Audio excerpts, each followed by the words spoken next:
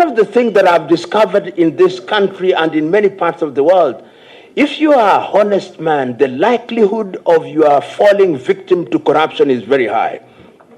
Because people who are honest are also very naive. Thieves are normally very calculating, very organized, and they know how to do things which will undermine you before you know. That is why prevention is therefore very careful. We must produce and have systems which are instituted to ensure that as much as possible corruption is the exception other than the rule. The problem in Africa, in many African countries, is that corruption is the rule rather than the exception. Corruption exists in every part of the world. But the truth in many parts of the world is that it is the exception other than the rule. That is what we in the African continent and you in the labor movement, because you are men and women of influence. Sometimes you do not know the power that you have. This is the problem that you have.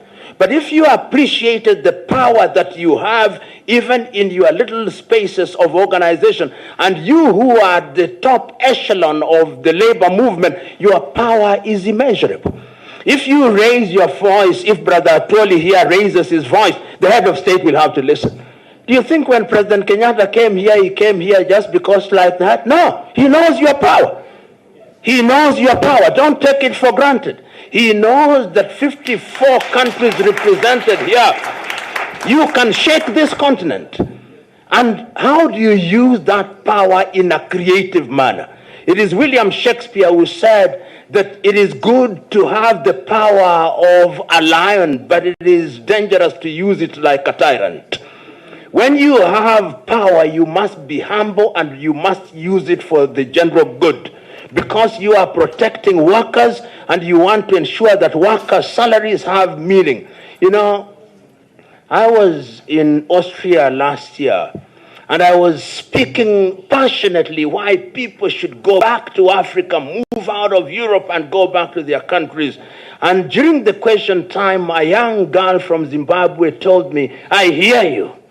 I want to go back to my country, but tell me, I'm a doctor. When I left Zimbabwe, my salary was the equivalent of $50 per month, and I did not get it every month. Should I go back?" I said, "No, don't go back." Because you've got to be realistic. In as much as we want to be idealistic, between now and the day she retires, that girl has to educate her children. She has to leave. And you who are in the labor movement must also know that corruption erodes the real value of the salary.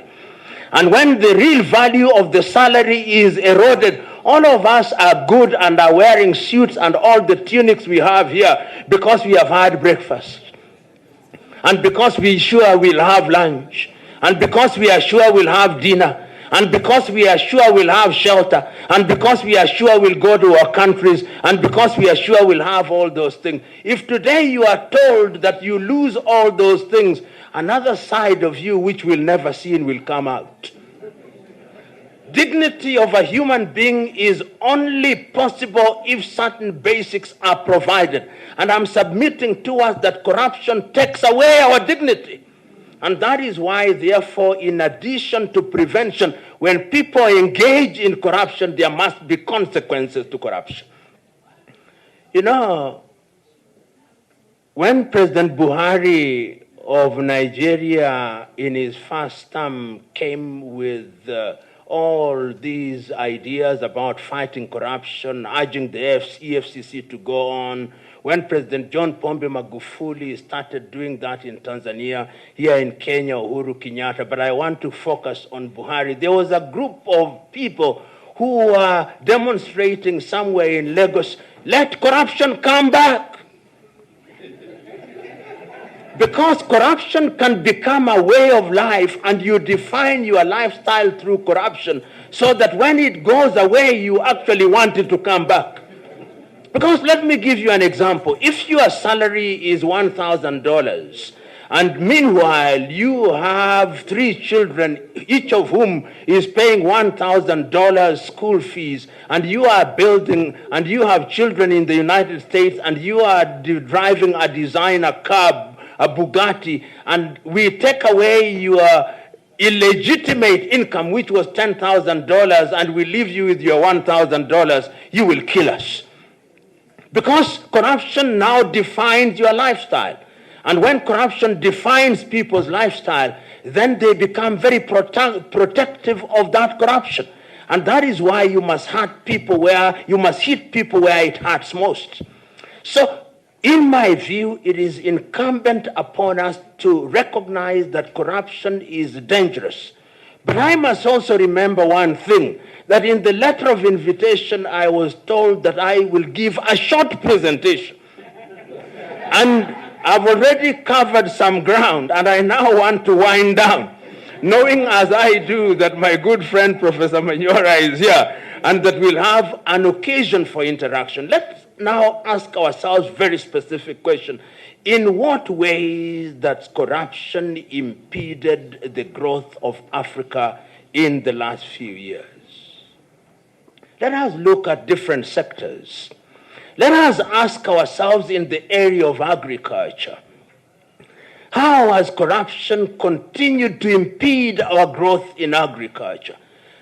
Africa still produces primary goods. Look at the whole of West Africa. The greatest producers of cocoa, you go to Cote d'Ivoire, you go to Togo, you go to Ghana, these are producing cocoa. But who produces the chocolate? The Switzerland, who does not have even a single tree of cocoa. What will they do? It is only yesterday that I saw there's somebody in Togo who is now packaging cocoa, and I know that in Ghana they are also beginning to move from the field to the chocolate bar. Good development. But that is only a drop in the ocean. There will be people who will bribe you, even you in the labor movement, to ensure that Africa continues to focus on raw agriculture. There will be such people. There will be people who are telling us, grow for us avocado and export it to us, and then we'll return it to you.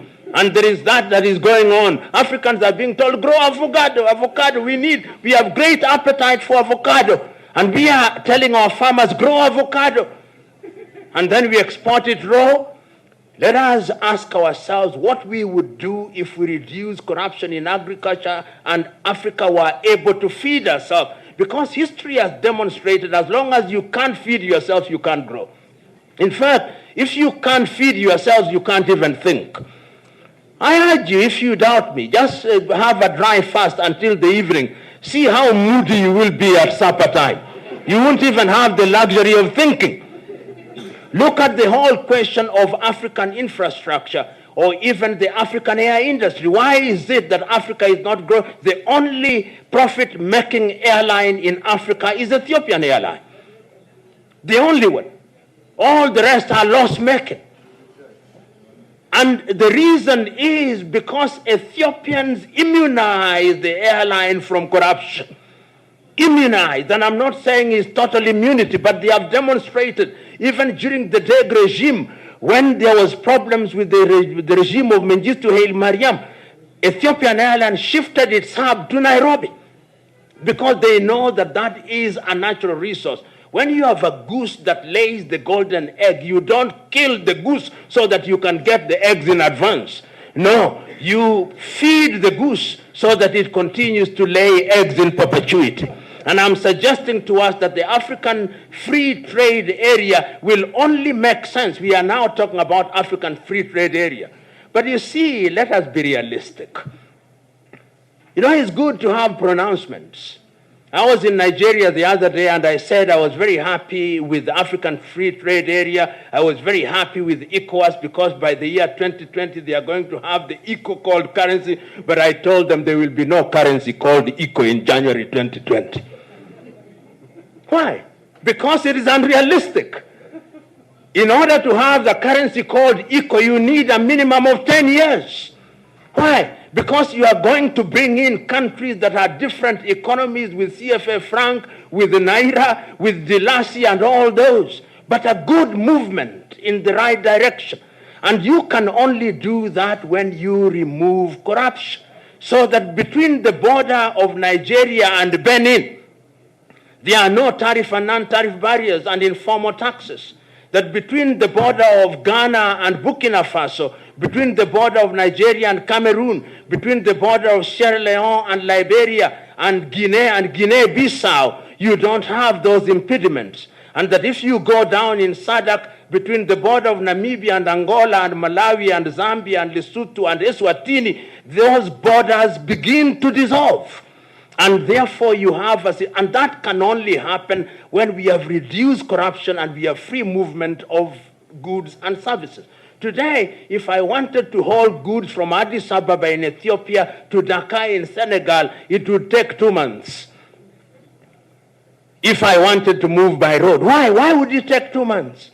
Because as I move from Addis Ababa, there is the danger of Al-Shabaab on northern Kenya. As I move, when I go into Burundi, there is the danger of Interahamwe. And as I move in Congo, I'll stay there in the forest for 2 months. And when I move to Central African Republic, I'll have Antabaleka and Seleka. And when I move, I'll meet Boko Haram. You can't move that way. Meanwhile, the Chinese are moving goods from Beijing to Pakistan, from Shenzhen to India. These are the things that happen when we are talking about the impact of corruption. In the area of foreign direct investment, we must also ask ourselves, what is the benefit of foreign direct investment and what is the transfer of knowledge? Because otherwise, the Chinese, I like them for one thing. They know what they want. I was listening, and this is the last point I want to make. I was listening 2 years ago to the Chinese General Assembly, 6,000 men and women sitting in Beijing.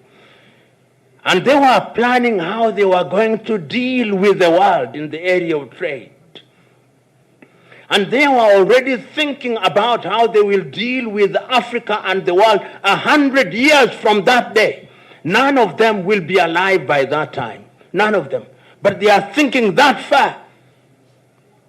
When recently the American president was attacking Huawei, and they said that the operating systems of Android would be taken away from them, within 1 month, Huawei now has an operating system.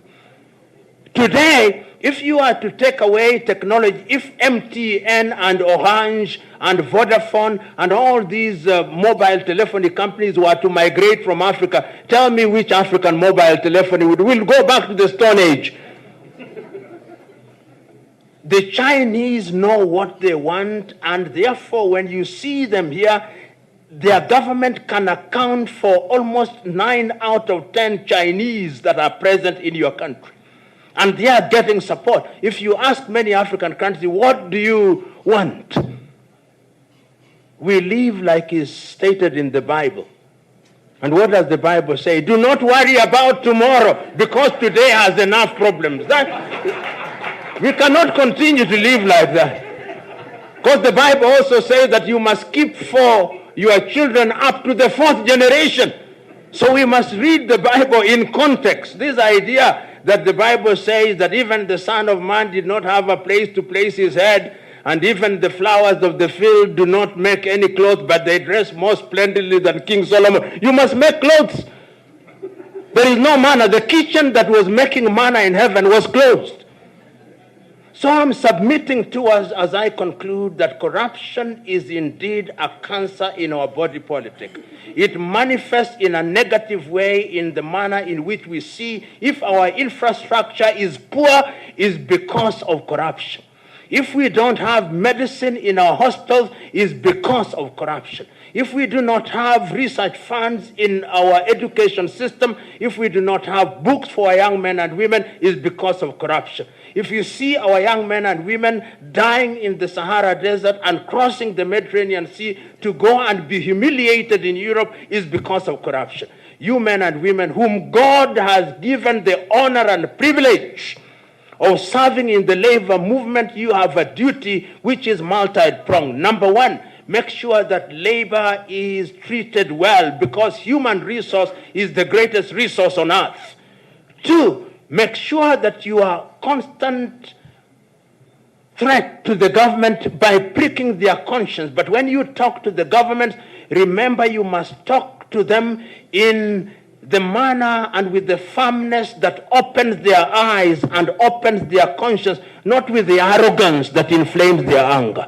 And I believe that when you do that, you will ensure that corruption has the chance of a snowball in hell, and Africa will realize her potential, and her potential is great. God bless you.